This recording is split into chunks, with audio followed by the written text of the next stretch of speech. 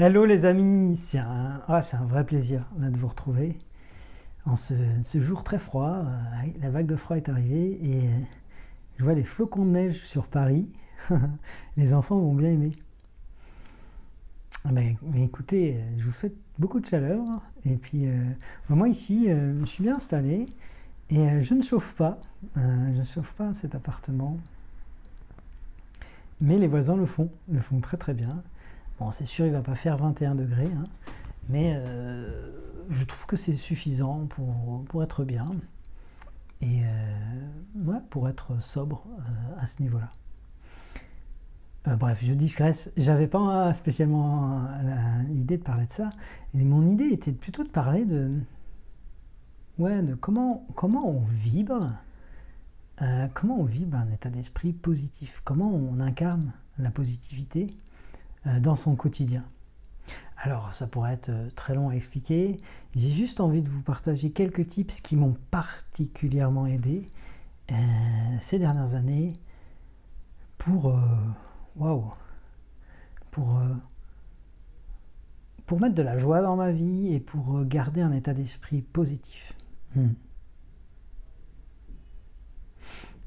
Alors, le premier truc qui m'a vraiment boosté, ça a été de savoir, d'après des études, notamment le travail de Joe Dispenza, mais d'autres, que on peut influer par notre état d'esprit sur ce qui se produit autour de nous. Alors, c'est pas de la magie, c'est simplement que, très simplement, imaginez que vous êtes souriant, heureux, et les gens autour de vous, ils vont le sentir. C'est du non-verbal, ça se voit dans la gestuelle, ça s'incarne. Et ils vont être enclins à vous parler. Ils vont être enclins à tisser du contact avec vous. Ils vont, par exemple, vous demander l'heure, demander le chemin. Et ça, c'est des occasions aussi d'interagir, et c'est des occasions de se rendre heureux aussi, via l'interaction, via le fait de servir, tout simplement. Donc déjà, ça, c'était chouette de savoir. Ensuite, l'autre cas de figure, c'est que effectivement, si vous êtes souriant, rayonnant, les gens, en miroir, ils vont être assez identiques. Alors oui, pas sûr que dans des rues de Paris, aux heures de pointe, en souriant, les gens se mettent à sourire. Quoique, on ne sait pas. Mais en tous les cas, il y a de fortes chances qu'il y ait des gens qui soient impactés et qui vous le renvoient visuellement. A contrario, si vous faites le contraire, si vous êtes ramené dans votre tristesse, que vous êtes fermé, il y a fort à parier que les gens ne viennent pas vous parler et que soient aussi dans un état, on va dire, de recul, de méfiance, qui va instaurer peu de rencontres, une fermeture, et qui va engendrer une spirale négative. Revenons à la spirale positive. Donc vous êtes souriant, vous êtes bien. Et bien ça, c'est déjà vachement bien de le savoir, parce que ça va vous aider. On a découvert qu'on pouvait vraiment construire un état d'esprit positif, factice, qu'on se force un peu à faire, et puis au bout de 2-3 minutes, pam, il y a une boucle de rétroaction qui se met en place, et en fait vous devenez vraiment heureux. Ça marche. Alors ça a utilisé, c'est faible comme effet, mais ça fonctionne. Donc par exemple, si vous êtes souriant, vous entraînez à sourire, vous allez voir que vous allez vous sentir mieux. Voilà, très simple. La deuxième prise de conscience majeure, à mes yeux, pour la positivité, ça a été de comprendre que l'environnement extérieur, on a un impact faible dessus, ou du moins qu'on a l'impact qu'on veut bien lui donner, en se donnant les moyens. Alors, bon, ça ne veut pas dire grand-chose, mais ce que je veux dire, c'est qu'il y a des tas de choses dans la vie qu'on entend, et sur lesquelles on n'a absolument aucune capacité d'agir. Je prends un exemple très simple. Dans les news, aux infos, vous allez entendre des histoires de guerre, de morts à l'autre bout de la planète, et vous êtes absolument incapable, vous, dans l'incapacité totale d'intervenir. Donc ces informations, elles vont générer une angoisse avec impuissance.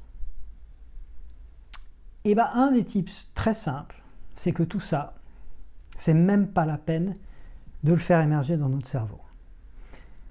Donc si je devais donner un tips très simple pour aller mieux, c'est déjà d'occulter toutes les nouvelles qui ne vous impactent pas. Alors en fait, concrètement, on pourrait presque éteindre la télé et la radio, parce que les nouvelles qui vous impactent, elles vous impactent puisqu'elles sont devant chez vous. Si votre voiture se fait braquer ou vous faites péter la vitre, bah ce sera là, la voiture vous l'utilisez, donc vous serez impacté. Si c'est le voisin, non. Si, voilà, c'est aussi simple que ça. Donc vraiment l'idée de se dire, je n'interviens, j'agis là où je peux. Là où je ne peux pas, je n'encombre pas mon cerveau avec des mauvaises nouvelles. Troisième tips, très simple, celui de regarder le verre à moitié plein. Alors c'est une maxime très connue, mais c'est très efficace. C'est que dans une situation neutre, on peut essayer de voir le bon côté des choses, voire même dans une situation négative. J'en avais parlé un petit peu dans la vidéo sur la gratitude. Imaginez qu'il vous arrive quelque chose de pas très plaisant. Et bien vous pouvez toujours vous dire en quoi ce qui s'est passé me sert de leçon.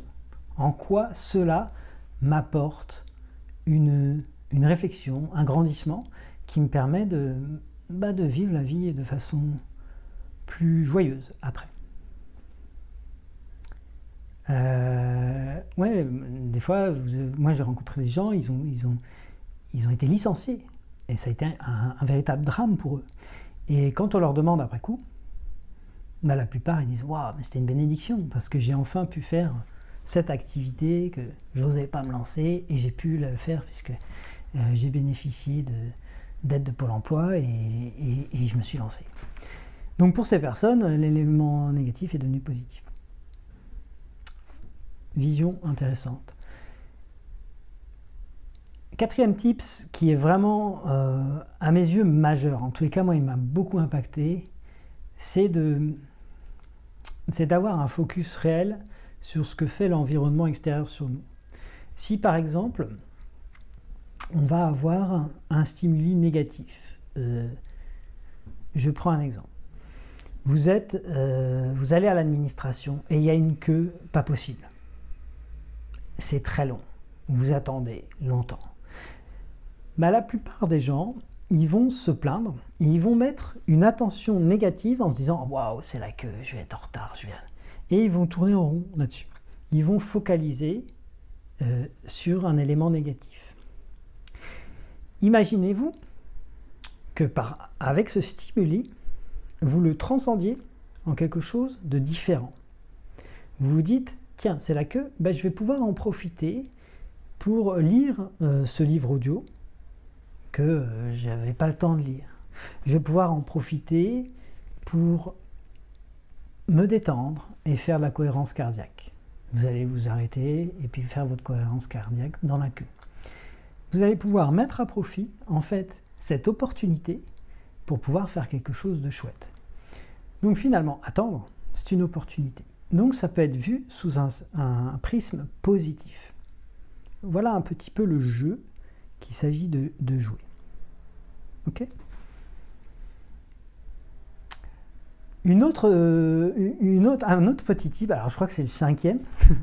Cinquième petit tip que je peux vous partager, c'est celui d'utiliser le mental pour requalifier un élément négatif. Imaginez, ça fait, je sais pas, ça fait 20 minutes que vous avez à cœur de discuter avec quelqu'un, de vous réunir avec lui, tout est prévu, la personne est très occupée et puis le moment de la réunion arrive enfin. Et là, vous êtes adossé à une table et boum, le voisin d'à côté, il sort la débroussailleuse ou la tondeuse et on n'entend plus rien. Impossible de faire votre interview, impossible de faire votre réunion. Et qu'est-ce qu'on va faire, le cerveau? Il va dire « Ah la vache, mais le voisin, mais c'est pas possible, quoi.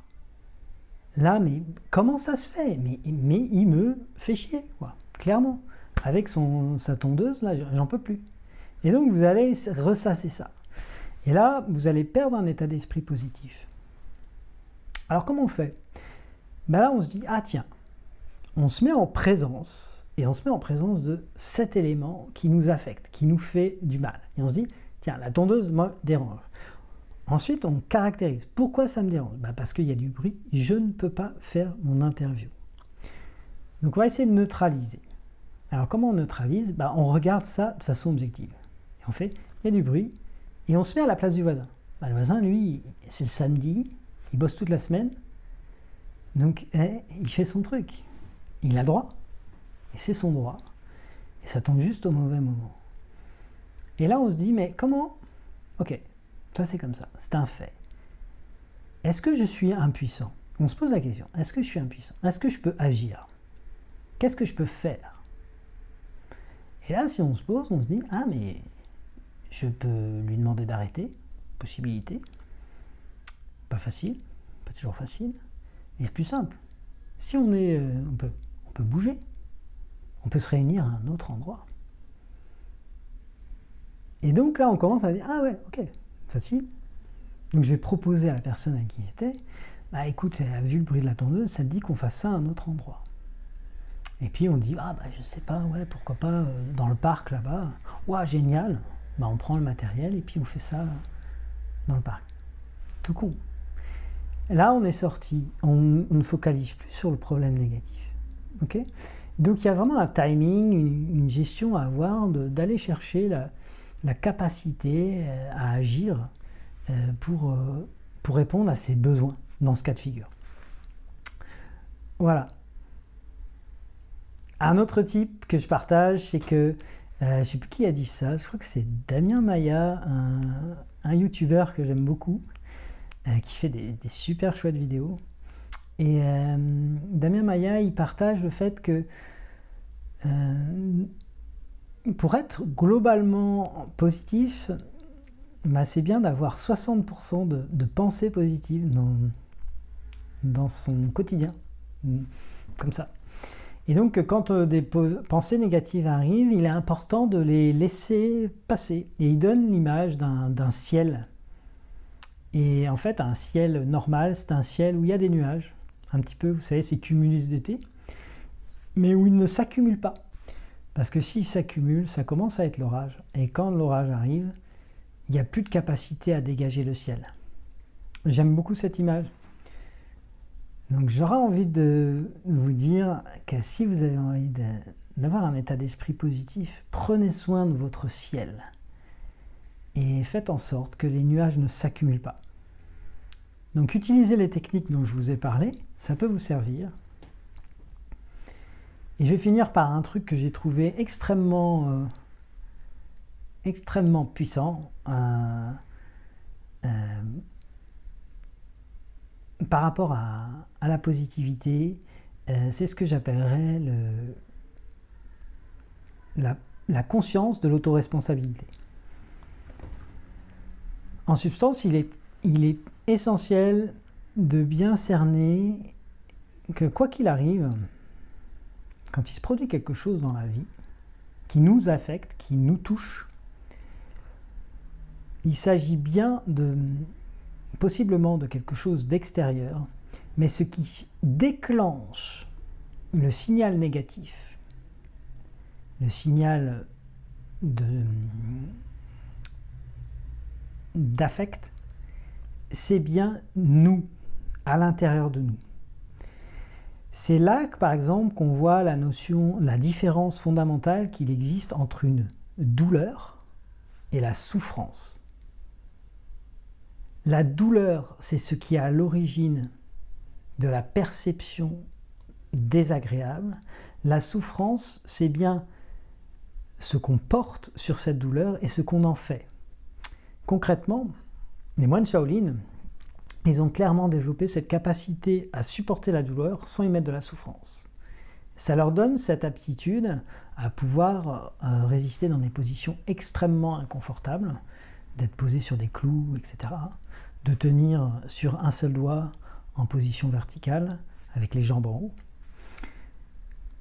Voilà, c'est des aptitudes qui sont extraordinaires.